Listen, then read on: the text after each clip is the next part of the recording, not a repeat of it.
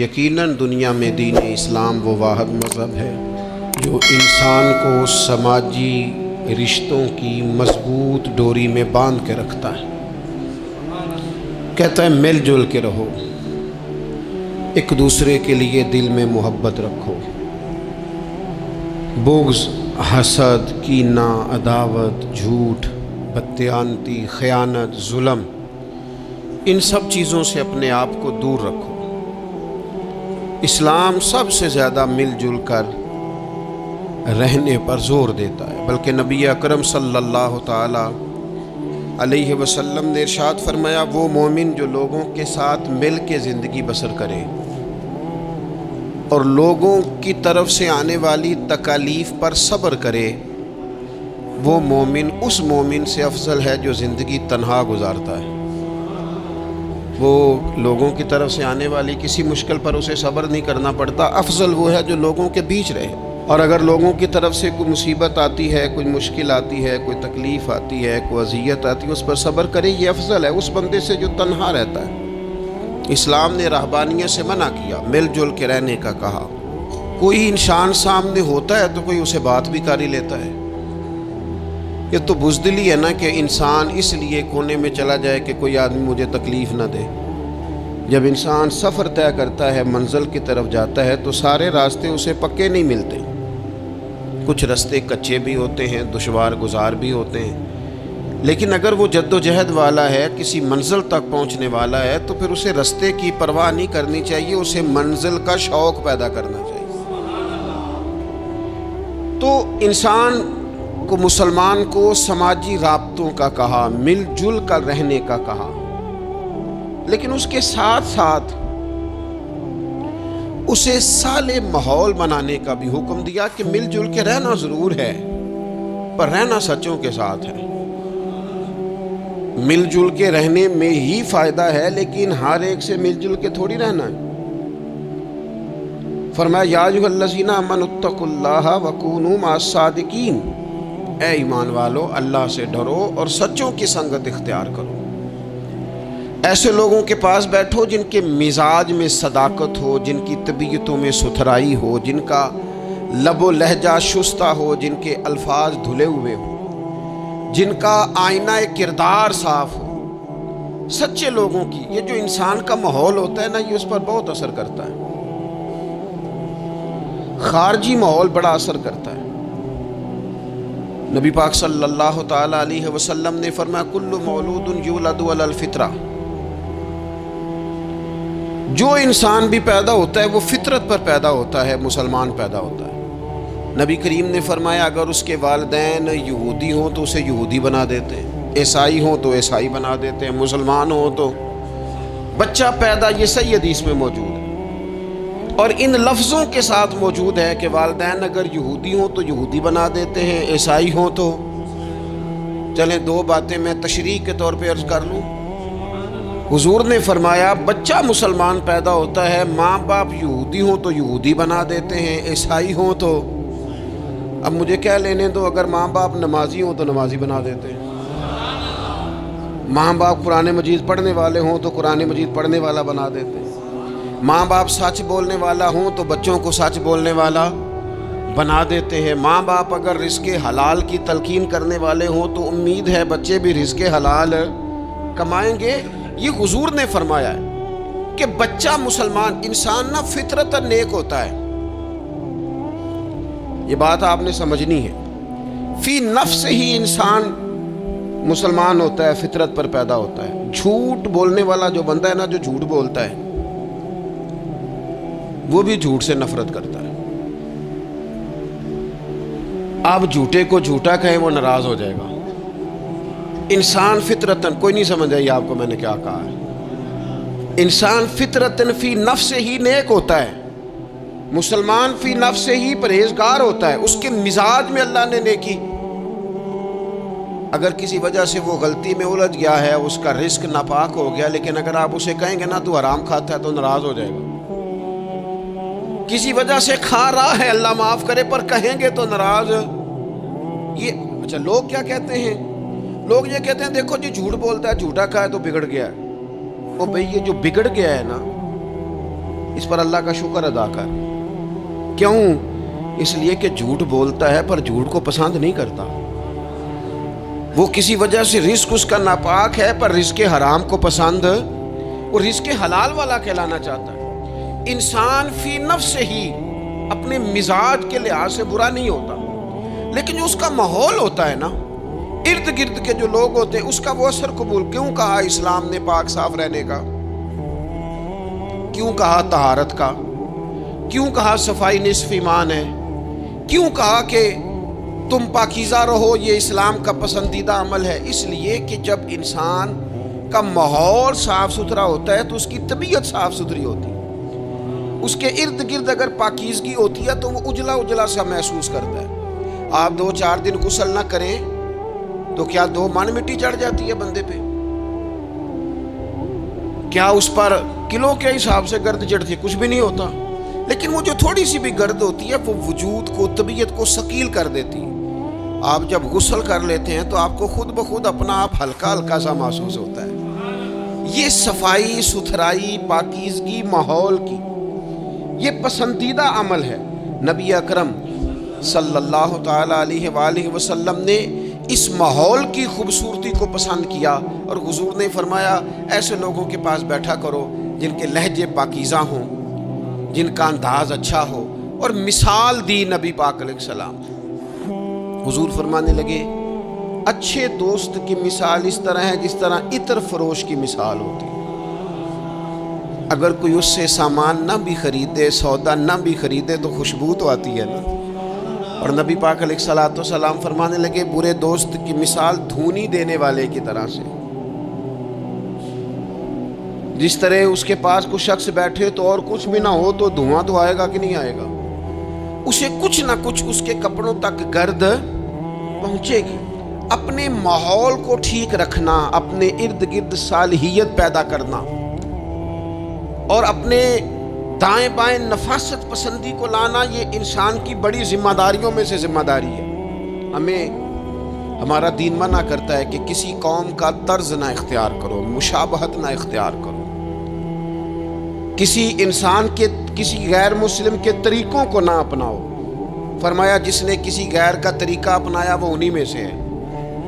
کسی غیر قوم سے مشابہت نہ اختیار کرو، اپنی الگ تمہاری تہذیب ہے، تمدن ہے، تم اگر اپنے طریقوں پر رہو گے تو نفاست پسند رہو گے، تمہارے ماحول میں اس کا اثر نہیں آئے گا. آپ دیکھ لیں، غور کر لیں، ہمارے ماحول میں آج کتنی خطرناک چیزیں داخل ہو گئی، نہ چاہتے ہوئے بھی داخل ہو گئی ہیں، نہ چاہتے ہوئے بھی. کئی جگہ پہ ویسے مطلب سفر کر کر کے بندہ نڈھال ہو جاتا ہے، جا جا کے نڈھال ہو. پھر کچھ ایسی جگہوں کی اگر دعوت ملتی ہے آپ کو تو آپ ویسے ہی پریشان ہو جاتے ہیں.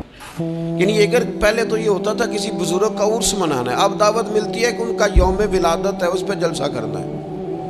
میں نے کہا پہلے عرس گن لو سال کے کتنے ہیں، اور اگر ایک ایک کے 2 کرو گے تو پھر بتاؤ تمہارا خرچہ کتنا کو ہوگا، اور تم کہاں تک بات لے کے جاؤ گے. کچھ چیزوں کو نارمل رہنے دو. ایک ہستی کا میلاد منایا ہے پوری دنیا نے اور وہ رسول پاک کی ذات گرامی. باقی تو ہم نے کبھی نہیں دیکھا. آپ نے کبھی دیکھا حضرت صدیق اکبر کا یوم ولادت منایا جا رہا ہو، حضرت عمر کا، حضرت عثمان کا، مولا علی کا؟ تو یہ باقیوں کو کیا مسئلہ ہو گیا؟ تھوڑا سا اعتدال میں رہیں، تھوڑا سا معتدل رہیں، درمیانی چال چلیں. جب وہ عظیم ہستیاں جن کا طریقہ دین ہے، حضور نے فرمایا میرے طریقے پر بھی چلو اور میرے خلفائے راشدین کے طریقے پر بھی چلو. جب وہاں جن کا طریقہ بہت ہمارے لیے بہرحال دستور حیات ہے، جب ان لوگوں کے لیے چیزیں نہیں ہیں تو بعد والے اس قدر شدت کے ساتھ اگر یہ کام کریں گے تو بات دور نکل جائے گی. پھر اس کو سمیٹنا سنبھالنا آسان نہیں رہے گا. تو فرمایا کسی قوم سے مشابہت نہ اختیار کرو، اس لیے کہ تمہارے ماحول میں پھر کچھ ایسی چیزیں آ جائیں گی جو ٹھیک. یہ کتنی رسمیں آئی ہیں ہماری. مہندی کہاں سے آئی ہے؟ ہماری اپنی ہے کہ غیروں کی ہے؟ یہ مائیاں کہاں سے آئی ہیں؟ اپنی کے غیروں کی؟ یہ جتنی رسومات ہیں، جتنی میں نے ایک دفعہ سرچ کی، تھوڑی سی میں نے تحقیق کی تو ایسی ایسی عجیب رسمیں سننے کو ملی. لڑکا بیاہ کے گھر آیا ہے، اس کی اماں اس کے چہرے کے اوپر سے پانی پھیر رہی ہے. یہ تو خالص ہندوؤں کا طریقہ ہے. کسی کے چہرے کے گرد پانی پھیرنا خالص، یہ آپ نے بھی سنی ہوئی رسم؟ وہ بیاہ کے واپس آیا، یہ آپ کیا کر رہے ہیں؟ اور پھر کہتے ہیں اماں کو پانی نہ پینے دینا ورنہ بیماریاں ادھر چلے جائیں گی۔ کیا بات کرتے ہو؟ اسلام اس اوہام پرستی کا درس دے گا؟ کسی قوم کی مشابہت نہ اختیار کرو ورنہ تم انہی میں سے ہو جاؤ گے۔ اپنے ماحول کو، ارد گرد کے ماحول کو ستھرا رکھو، پاکیزہ رکھو، صاف ستھرا رکھو، اس میں طہارت رکھو۔ ایسے لوگوں کے پاس بیٹھو جن کے پاس بیٹھنے سے تمہیں اللہ کی یاد آئے، ایسے لوگوں کے پاس بیٹھو بیٹھنے سے تمہیں آخرت کی فکر نصیب ہو، ایسے لوگوں کے پاس بیٹھو جن کے پاس بیٹھنے سے تمہیں سادگی کا سبق ملے، ایسے لوگوں کے پاس بیٹھو جو تمہیں حقیقت پسند بنائیں، جو تمہیں یہ بتائیں کہ تم نے اپنی زندگی میں بنیادی کاموں کو کس ذمہ داری کے ساتھ سر انجام دینا ہے۔ لیکن ہم زیادہ تر اس طبیعت کے قائل ہوتے ہیں کہ ہم ان چیزوں کو سمجھتے نہیں۔ یہ جو ہم کلمات ادا کرتے ہیں، میں نے پہلے بھی کئی دفعہ کہا تھا، یہ جو ہم کلمات ادا کرتے ہیں ان کا بھی ہم پر اثر ہوتا ہے، ان کی بھی تاثیر ہوتی ہے، ان کی بھی خوبصورتی ہوتی ہے۔ تو جو ہم باتیں دوسروں سے سنتے ہیں، ہم جب کسی کے پاس اٹھتے بیٹھتے ہیں تو جو بات وہ بندہ اکثر کرتا ہے نا، وہ نہ چاہتے ہوئے بھی ہماری زبان پہ جاری ہو جاتی ہے۔ کچھ جملے ایسے ہوتے ہیں جو سوسائٹی میں عام ہوتے ہیں تو ہر بندے کی زبان پر چڑھ جاتے ہیں کہ نہیں چڑھ جاتے، یاد ہو جاتے ہیں کہ نہیں ہو جاتے۔ تو ایسے لوگوں کے پاس بیٹھا جائے جو خیر کی بات کرنے والے ہوں، تاکہ ہماری زبانوں پر ہی خیر ہی جاری ہو، کوئی شر والا عمل ہماری زبانوں پر جاری نہ ہو، اچھائی۔ نبی پاک علیہ الصلوۃ والسلام تبوک سے واپس آ رہے تھے، رستے میں مقام جارانہ پر حضور علیہ الصلوۃ والسلام نے حضرت بلال حبشی رضی اللہ تعالیٰ عنہ سے ایک مقام پہ فرمایا اذان پڑھو۔ سیدنا بلال نے اذان پڑھی، چند نوجوان وہاں کھیل رہے تھے، ان میں سے ایک نوجوان جناب ابو معذورہ بھی تھے، انہوں نے نا حضرت بلال حبشی کی آواز کی نقل اتاری۔ یہ اگر نیت اچھی ہو نا تو اچھوں کی نقل بندے کو تار دیتی ہے۔ ہاں، اگر نیت اچھی ہو، اگر معاذ اللہ توہین کی نیت ہو تو یہ مسئلہ خطرناک ہے۔ حضرت موسیٰ علیہ السلام کے زمانے میں ایک شخص تھا تو جناب موسیٰ کی نقل اتارتا تھا، اس کا انتقال ہو گیا تو رب کریم نے فرمایا اس لیے اسے معاف کر دیا ہے کہ ادائیں تو میرے کلیم کی اپناتا تھا، ادائیں تو میرے کلیم کی اپناتا تھا۔ حضرت بلال کی نقل اتاری تو سرکار کے کانوں میں آواز گئی، آپ نے صحابہ سے فرمایا بچوں کو لاؤ۔ اب جب ان کو منگوایا تو وہ دوڑ گئے، محبوب نے فرمایا کتنا کو دوڑو گے، پکڑ تو ہم نے لینا ہے۔ سب بچوں کو لے آئے، حضرت ابو معذورہ بھی ہیں۔ حضور نے فرمایا کس نے اذان کی نقل اتاری ہے؟ تو یہ بچے بڑے پکے ہوتے ہیں، اگر ایکا کر لینا آپس میں۔ حضور نے فرمایا کس نے اذان پڑھی ہے؟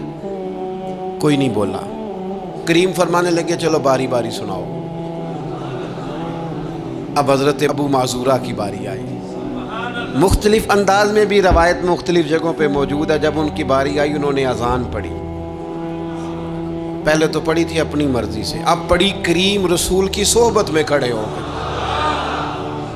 اور یار حد ہو گئی جو نبی پاک کے سامنے کھڑا ہو کے کہے اشہد ان لا الہ الا اللہ، جو حضور کے سامنے کھڑا ہو کے کہے اشہد ان محمد رسول اللہ، پھر وہ بندہ خالی رہ جائے؟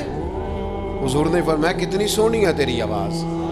اور پھر سرکار نے ان کے سر پہ ہاتھ پھیرا، پھر ان کے دل پہ ہاتھ پھیرا۔ تھوڑی دیر ہوئی ایک آیا کالیاں زلفاں والا، ایویں تھوڑی دیر ہوئی ایک آیا کالیاں زلفاں والا، دو کڑیاں میرے من وچ رکیا ہے تے کر گیا نور اجالا۔ ہر چیز تبدیل ہو گئی۔ محبوب نے دعا کی اللہ انہیں اسلام کی ہدایت دے دے۔ حضرت ابو معذورہ کہتے ہیں چند منٹوں میں میرا ماحول بدلا، میری تقدیر بھی بدل گئی، میں کلمہ پڑھ کے مسلمان ہو گیا۔ اب نبی پاک علیہ السلام نے کیا فرمایا؟ فرمایا کہ بلال اذان پڑھیں گے مدینہ طیبہ میں اور ابو معذورہ پڑھیں گے مکہ مکرمہ میں۔ ان کے بال اتنے بڑے تھے کہ وہ بیٹھتے تھے نا تو ان کے نیچے دب جاتے تھے۔ لوگوں نے کہا کٹواتے کیوں نہیں؟ کہنے لگے کیسے کٹواؤں؟ حضور نے دست مبارک لگایا، یہ میں بال قبر میں ساتھ لے کے جاؤں گا۔ پسے مردن فرشتوں نے جو تلاشی لی تو کیا نکلا؟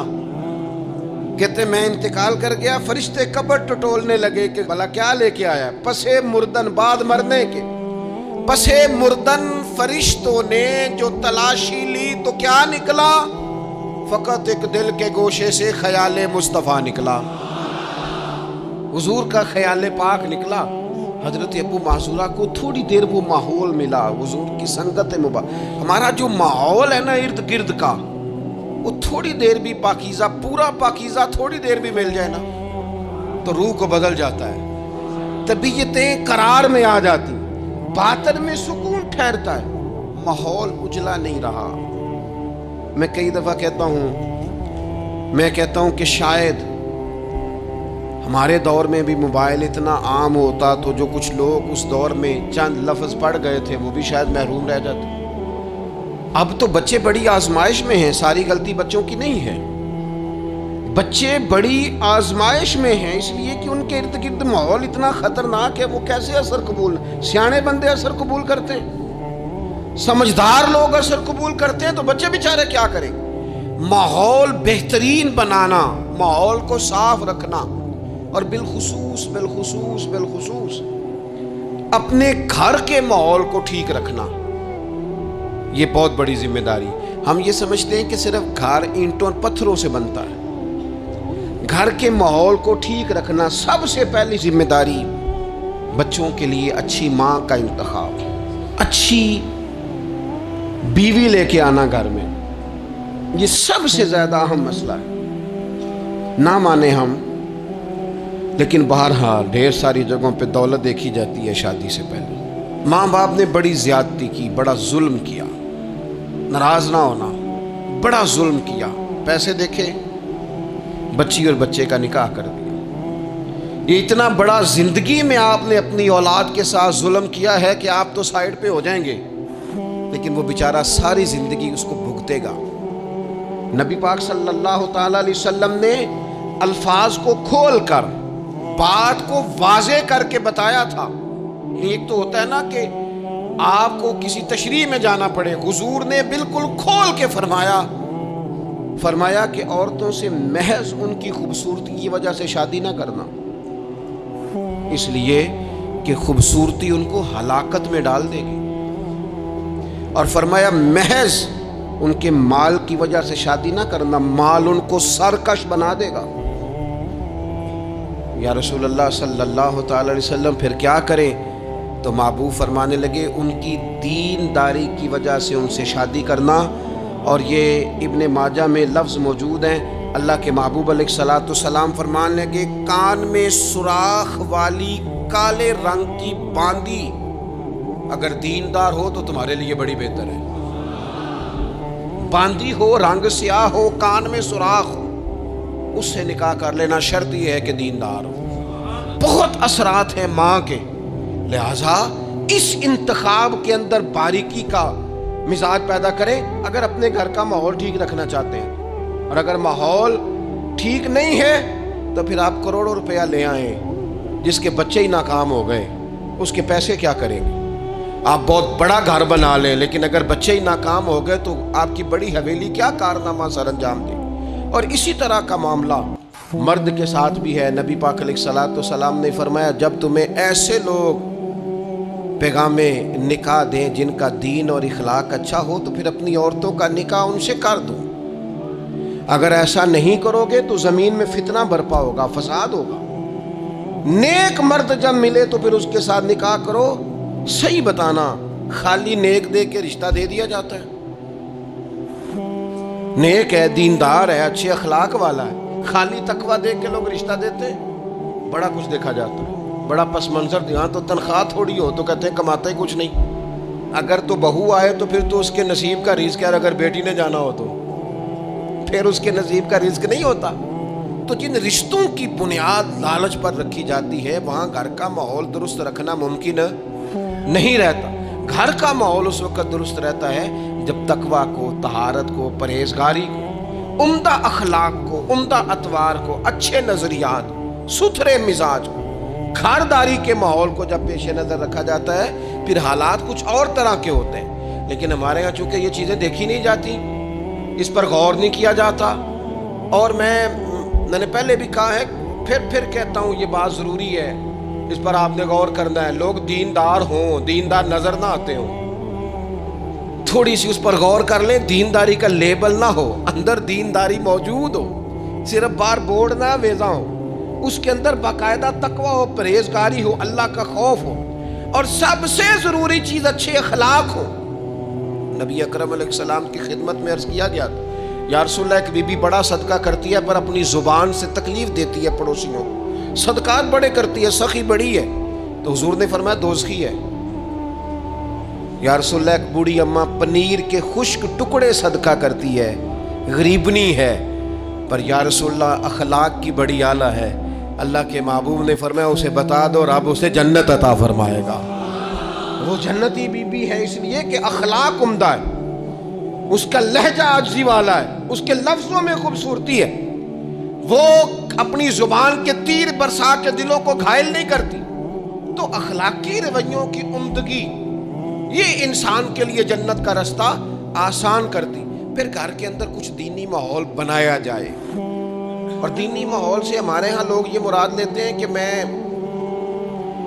میں جناب اچھی باتیں کروں، عمدہ تقریر کروں گھر کے اندر، میں اپنے بچوں کو واقعات سناؤں صحابہ اور اہل بیت کے، بڑی اچھی بات ہے، اس سے بھی انقلاب آئے گا۔ لیکن ہمیں پتہ ہے نبی پاک علیہ السلام نے کیا فرمایا؟ حضور نے فرمایا کچھ نفل نماز گھر میں بھی پڑھا کرو۔ تم اپنی عبادات کا ماحول گھر کے اندر بناؤ، تمہاری طبیعت گھر میں لگے، تمہارا گھر سجدے سے آباد ہو۔ نبی اکرم صلی اللہ تعالی علیہ وآلہ وسلم نے فرمایا اپنے گھر کے اندر کچھ وقت گزارو عبادت میں۔ خود بخود تمہارے بچوں کو ہم نے دیکھا ہے گھر کے اندر نماز کی نیت باندھے تو جس چھوٹے بچے کو بالکل پتہ نہیں نہ ہوتا نماز کیا ہے، وہ بھی ساتھ آ کے کھڑا ہو جاتا ہے، سجدہ نہ کرنا آئے تو مصلی پہ لیٹ جاتا ہے۔ گھر کے اندر دین کی آپ تقریر نہ شروع کریں، آپ عمل کریں۔ آپ کا لہجہ میٹھا ہے تو مٹھاس آگے تقسیم ہوگی۔ آپ کے بچے جو انداز آپ کے والدین کے ساتھ آپ کا دیکھیں گے وہ رویہ آپ کے ساتھ اختیار کر لیں گے۔ اگر سچائی کا پہلو گھر کے اندر آئے گا بچے سمجھیں گے ہمیں سچ بولنا ہے۔ اگر وہ کبھی اپنے باپ کو حضور کی یاد میں روتا دیکھیں گے تو وہ بھی کہیں گے مدینے جانا ہے۔ اگر وہ کبھی نبی پاک علیہ الصلوۃ والسلام کی محبت کی گفتگو دیکھیں گے تو خود بخود وہ بات اتر جائے گی۔ گھر کے اندر اگر بڑا کچھ ہوتا ہے، آج جی میرا دل کر رہا ہے میں نے پکوڑے کھانے ہیں، آج جی میرا دل کر رہا ہے میری مرضی کی فلاں چیز پکائی جائے، آج میرا دل کر رہا ہے فلاں چیز گھر میں لائی جائے، تو کبھی کبھی یہ بھی دل کرنا چاہیے کہ آج میرا دل کر رہا ہے گھر میں سورہ یاسین پڑھی جائے، آج میرا دل کر رہا ہے گھر میں اللہ کا ذکر کیا جائے۔ نبی کریم صلی اللہ تعالی علیہ وسلم نے فرمایا ایک وہ گھر ہے جس میں اللہ کا ذکر ہوتا ہے اور ایک وہ گھر ہے جس میں اللہ کا ذکر نہیں ہوتا۔ ان دونوں گھروں کی مثال زندے اور مردے کی ہے۔ جہاں رب کی یاد ہوتی ہے وہ گھر زندوں کا ہے، جہاں اللہ اللہ کی جاتی ہے وہ گھر زندوں کا ہے، جہاں رب کو پکارا جاتا ہے دعائیں مانگی جاتی ہیں وہ گھر زندوں کا ہے۔ اور جہاں سویرے سارے سوئے ہیں، رات کو اعلیٰ کھانا کھایا، انہوں نے ٹھنڈے کمرے میں آرام کیا، ان کے لیے ساری نعمتیں ہیں، لیکن یہ کس قدر تکلیف کی بات ہے کہ نماز فجر کے لیے کسی ایک کی بھی آنکھ نہیں کھلتی۔ یہ کیا گھر ہے؟ یہ تو مردوں کا گھر ہے، یہ کوئی زندوں کا گھر ہے؟ یہ تو حضور علیہ السلام نے فرمایا زندہ اور مردہ کی مثال ہے، جہاں اللہ کی یاد کی جاتی اور جہاں نہیں کی جاتی۔ اپنے گھروں کو، اپنے گھروں کے ماحول کو اللہ کے ذکر کے ساتھ آباد کرنا۔ اور پھر ایک اور بات،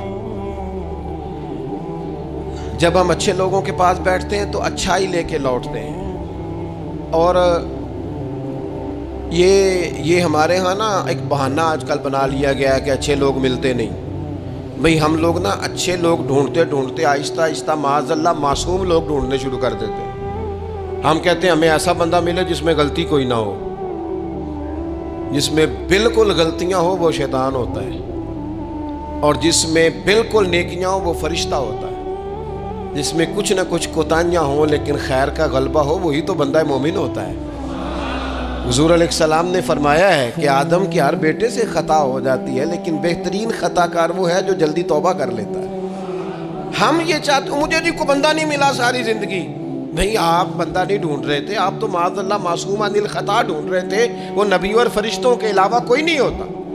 آپ کو دیکھنی چاہیے تھی جہاں سے کچھ خیر مل رہی تھی وہاں فوراً حاصل کر لیتے، جہاں سے کوئی اچھائی مل رہی تھی وہاں سے فوراً حاصل کر لیتے.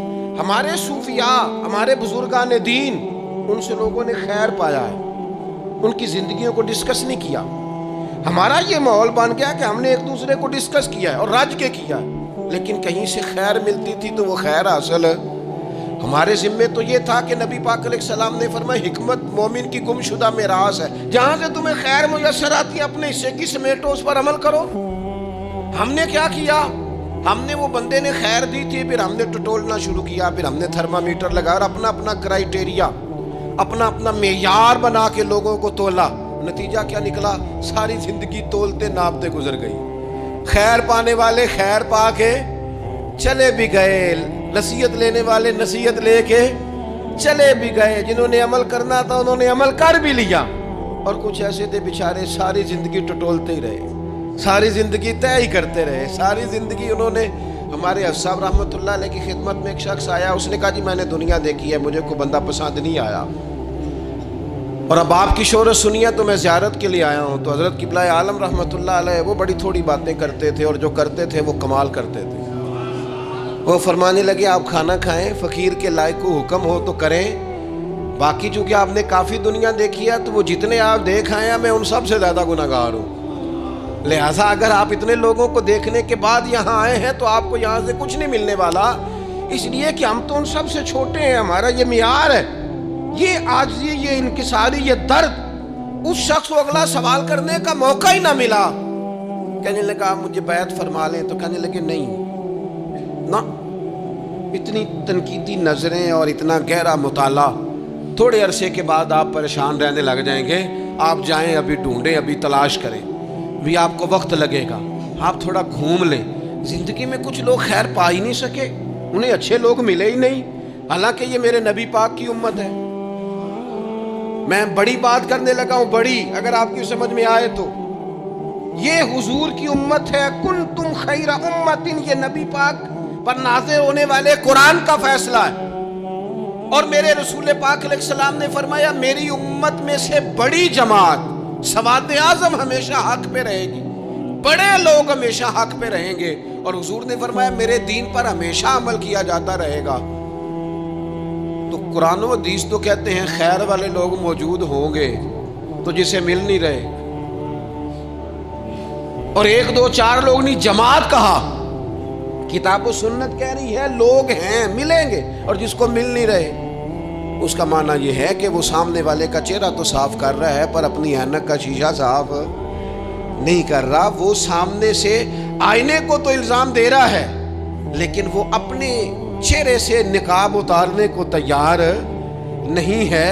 مندے بندے نو میں لبن ٹریا تے جاگتے ملیا نہ کوئی، اپنے اندر چاہتی پائی تے میتھوں برا نہ کوئی.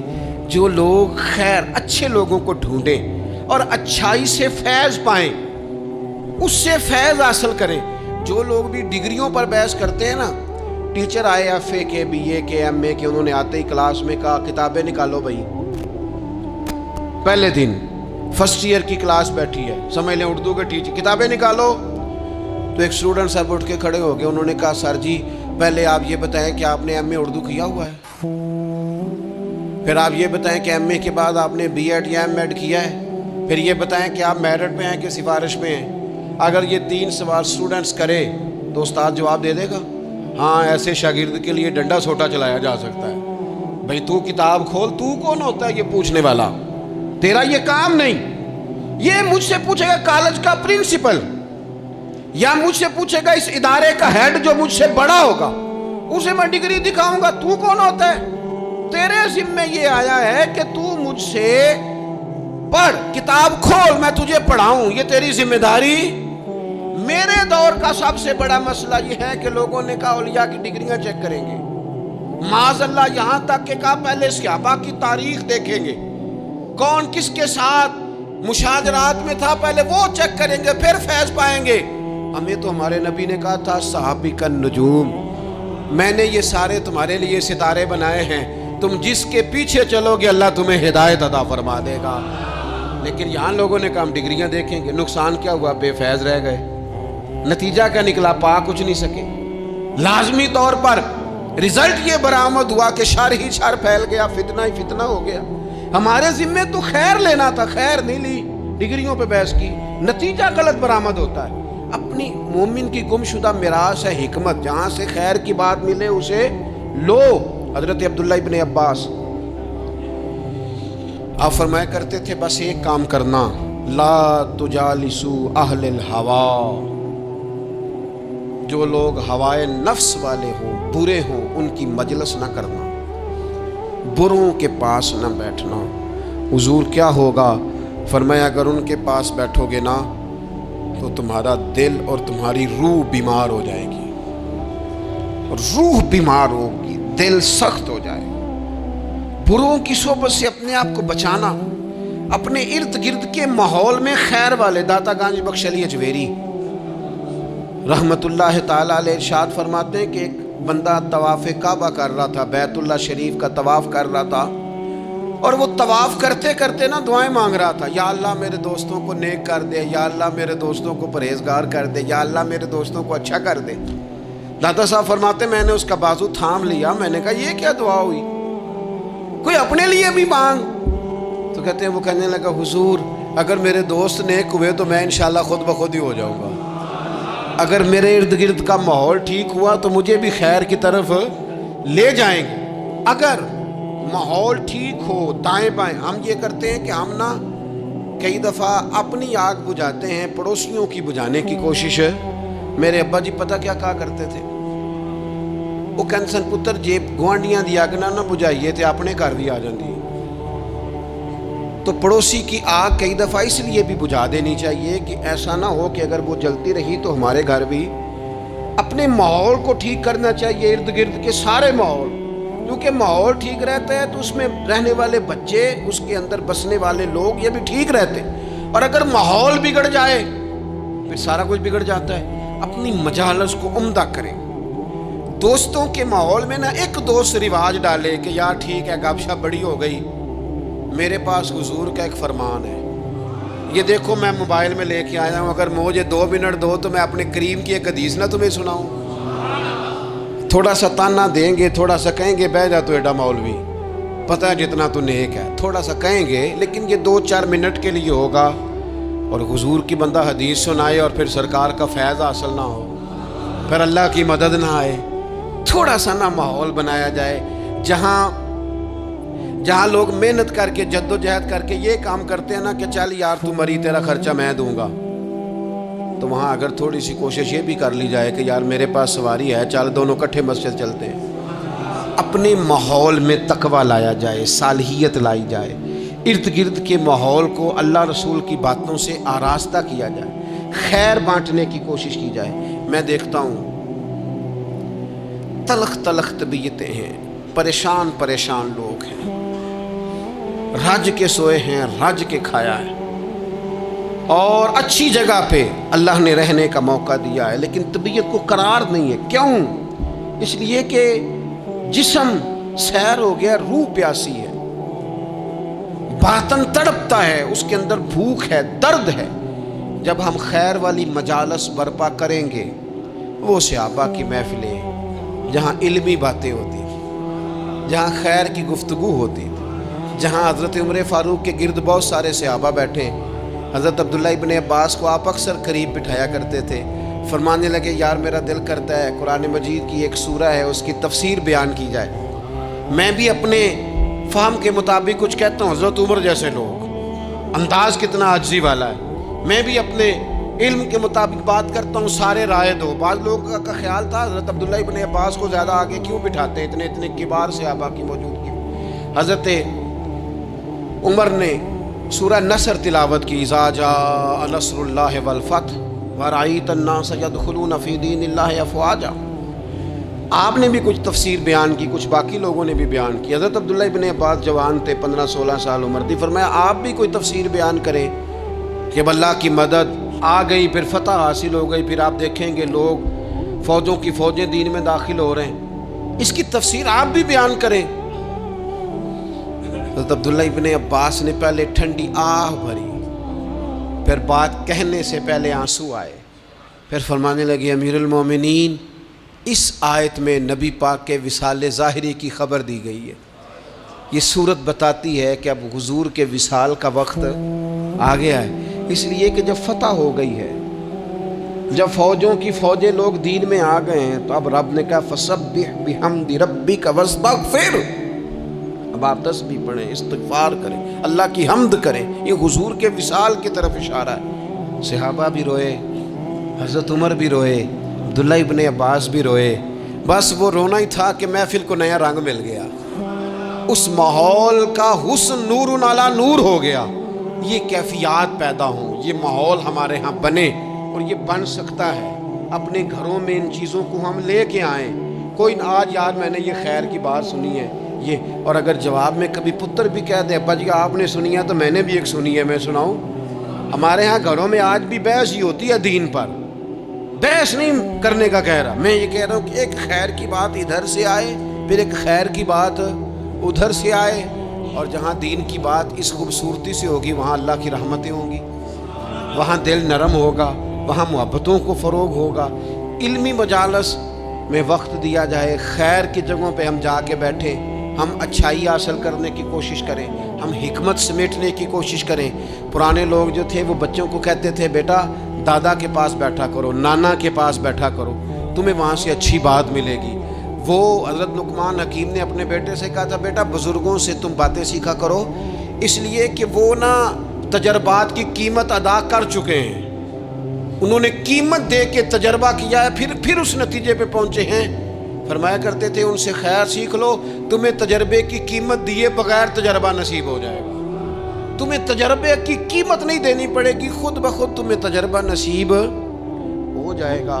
اللہ تبارک و تعالیٰ کی بارگاہ عالی مرتبت میں دعا ہے اللہ کریم ہمیں سمجھنے کی توفیق عطا فرمائے، اور اللہ تعالیٰ ہمارے ماحول میں صالحیت پیدا فرمائے۔